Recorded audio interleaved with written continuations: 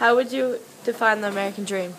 To me, the American dream is knowing that you can always have more than what you started with if you're willing to work hard to get it. Would your parents have the same definition as you? Absolutely. Like what? My father came from Germany. He was born and raised in war-torn Europe.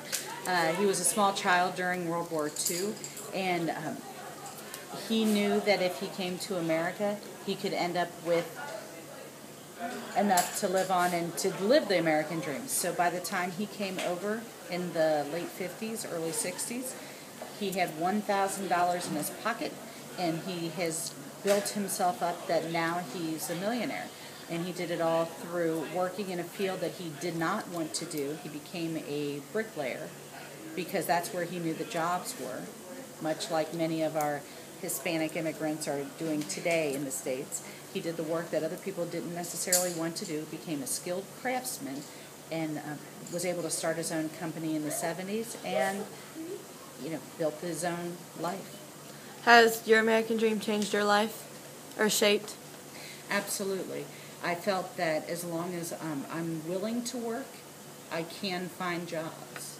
And I have luckily always been able to find one. I know that I have been very lucky with my interviews, but I feel that I have something to sell so that I feel qualified when I go to an interview, and that often helps so that people wish to hire me.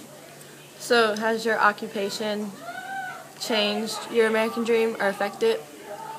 Well, I was able to choose what I wanted to do by what made me feel better as a person.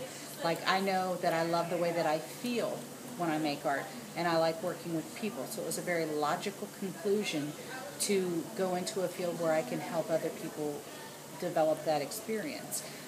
So I chose a career path by what I wanted to do, not by what was dictated by what was available. And that was the American dream for me, which was realized because my father did what he had to do. I also know that I am further living it by selling my own artwork. I knew that by investing in myself through classes and developing my own studio, I create my own fused glass things, and I go to craft shows and I sell them. Were there any obstacles? Always. There's always obstacles. There's obstacles dealing from within and without. The within is laziness. It's always, a body at rest wants to stay at rest, a body in motion wants to stay in motion. Well, if you're sitting on the sofa, it's a challenge to get your butt off the sofa and go do something. But, you do because you know that you feel better afterwards. The stresses without would be not having enough money. I knew that I had to scrimp and save in order to buy my raw materials so that I can make my glasswares, but then I sell them and I recoup the cost that I could buy more to make more to sell them. It's a vicious cycle, almost an addiction. Do you think the media influenced or changed your dream? Yes, I often had, my dreams keep changing, throughout life.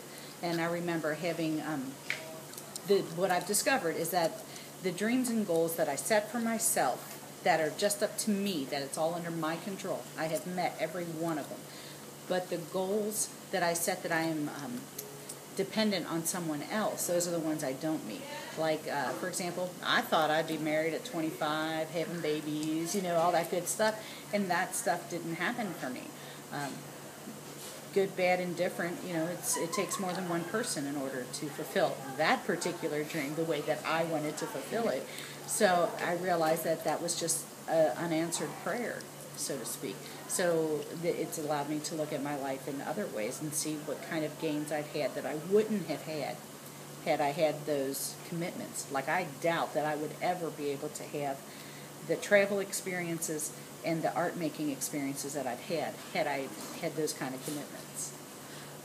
Last thing, if there's one thing to teach others about the American dream, what would it be? There's no excuses. If you want something bad enough, you'll do it and you'll get it. If you don't get it, it's because you didn't work hard enough. Anything else?